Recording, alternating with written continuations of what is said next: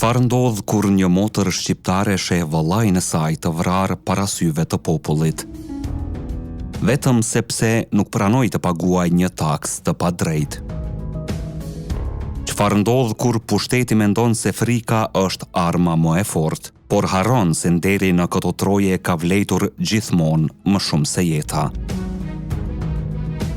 Dhe çfarë ndodh kur një vajzë nga një fshat i vogël i Labërisë vendos të mos qaj më, por të hakmerret? Kjo nuk është thjesht një histori kryengritjeje. Kjo është historia e Miros së Tërbaqes, gruas që sfidoi Sanxhakun e Vlorës, hyri në pallatin e Pashajt dhe e ekzekutoi përpara rojeve të tij. Një akt që e ktheu në simbol të përjetshëm të qendresës shqiptare. Para se të vazhdojmë, pëlqeni videon dhe abonohuni në Histori Epike, sepse këtu nuk tregojmë histori për t'i harruar, por për t'i kuptuar dhe për t'i ndjerë deri në palc. Ishte mesi i shekullit 18. Tokat shqiptare në sundimin osman po mbyteshin nga varfëria dhe nga një sistem taksash që nuk njihte mëshirë. Fshatarët mezi siguronin bukën e misrit dhe pak lakra të egra për familjet e tyre. Ndërsa administrata kërkonte prodhime, qira toke, taksa të jashtëzakonshme në kohë krizash dhe detyrime shtesë për të krishterët. Bara rritej çdo vit, ndërsa sofrat boshatiseshin çdo ditë.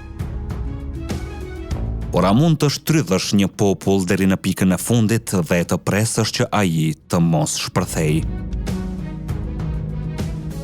Në Labëri, kryengritjet nuk ishin më përjashtim, por rregull. Një vatër zjarri shuhej në një krahin dhe menjëherë ndizej në një tjetër. Kapedanët dilnin në ball, të gatshëm të sakrifikonin gjithçka për nderin dhe tokën e tyre. Lugina e Vlorës ishte bërë një problem serioz për administratën osmane. Mbledhësit e taksave ktheheshin duar bosh, ndërsa refuzimi i popullit ishte i hapur dhe i vendosur. Zëvendës guvernatori i Sanxhakut të Vlorës u betua se do t'i shtypte me forcë. Ai urdhëroi një ekspeditë ndëshkuese që të nisej para agimit drejt zonave rebele. Mes tyre ishte edhe mbledhësi i taksave, një burr i gjatë, i veshur me mantel të errët, me brez të gjerë ku mbante vula, letra dhe ndoshta një armë të fshehur. Në dorë mbante shkopin, simbol i pushtetit dhe frikës. Por në Tërbaqe ai nuk do të gjente frikë, do të gjente diçka shumë më të rrezikshme, dinjitet. Në përballjen që pasoi, gjaku u derdh. Skenda, vëllai i Miro Kost Stratit, u vra pabesisht pasi refuzoi të paguante taksën e padrejtë. Vrasja e tij nuk ishte thjesht një akt ndëshkimi, por një mesazh për të gjithë krahinën: kush kundërshton, vdes. Ata menduan se po mbytnin një kryengritje, në të vërtetë po lindnin një legjendë. Nga ai qast, Miro nuk ishte më vetëm një motër e pikëlluar, dhimbja e saj u kthye në betim. Të nesërmën ajo veshi rrobat e burrave, mblodhi flokët dhe i fshehu nën shami, mori pistoletën dhe jataganin dhe hipi mbi kalin e bardhë. Djemt e Tërbaqes u bën krah të saj, duke shoqëruar drejt Vlorës. Në qytet ndalesa e parë ishte Berberi.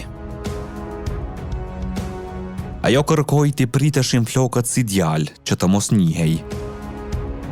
Rapsodët e kohës do ta përjetësonin këtë moment në vargje që do të këndoheshin brez pas brezi.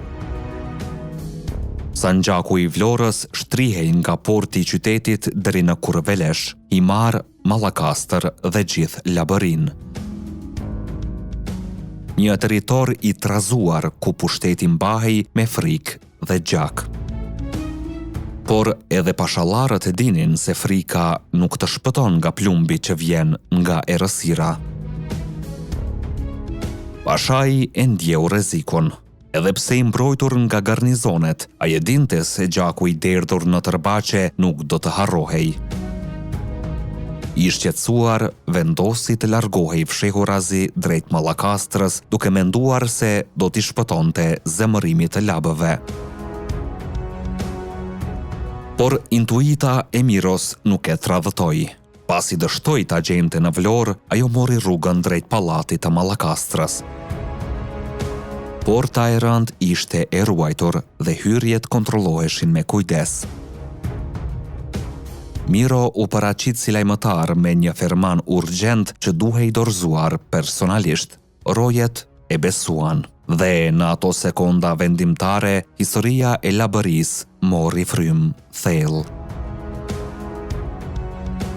Pashai zbriti shkallët e pallatit, i bindur se kishte përballë një djalosh të zakonshëm. Kur u gjendën ball për ball, Miro nxori pistoletën. Ajo nuk hezitoi. Plumbi i parë është për vëllain tim që e vrave pabesisht. I dyti është për baban tim që vdiq në shkretëtirat e Arabisë. Dy të shtëna tronditën oborrin. Pashai ra për dhe, ndërsa rojet mbetën të shtangura.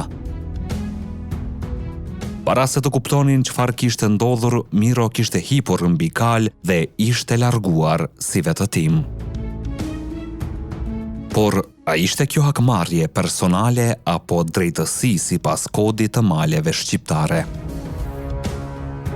Këngët popullore e përjetësuan aktin e saj, duke kënduar se si nxori pistoletat nga brezi dhe e rrëzoi Pashain me një plumb në zemër dhe një në kokë. Legjenda thot se ajo e mbylli jetën pranë të afërmëve në dhëmbëlantët e Pelenës. Por emri i saj nuk u shua kurrë. Miro e Tërbaqes u kthye në frymë qendrese që endet në malet e Labërisë. Në simbol të asaj që ndodh kur padrejtësia kalon kufirin e durimit. Sepse në këto troje, pushteti mund të zgjas me shekuj, por nderi mbron gjithmonë kujtesën. Çfarë mendoni ju?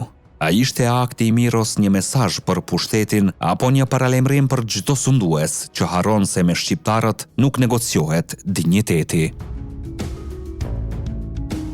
Shkruani mendimin tuaj në komente dhe ndani këtë histori që të mos harrohet kurrë.